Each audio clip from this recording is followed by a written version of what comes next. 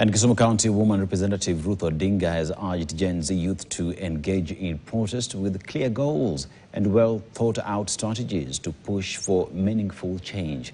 Speaking in Kisumu during a gender-based violence sensitization meeting, Odinga challenged the youth to champion the fight against GBV, especially in schools and institutions, and ensure their activism translates into real impact.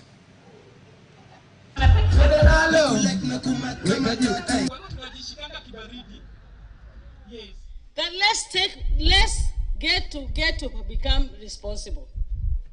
The other day I was even talking to some Gen Zs who came to see me in my office, and I told them I have no issue.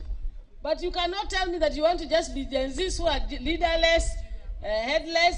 You must have a leader. Because even me, during the time I was a student, when I was in student college, I was a very rebellious student. And I still believe that those of us who can say no to something, and the truth is that students who can question issues and who stand and say what is wrong, are the ones who become the future leaders. Especially with the people that I am mostly working with. And that is like the polytechnics, the training institutions, even up to the tertiary education where you have the universities. Because there is a lot of gender-based violence. And even if there's no gender-based violence in the campuses, it is through you that we can ensure that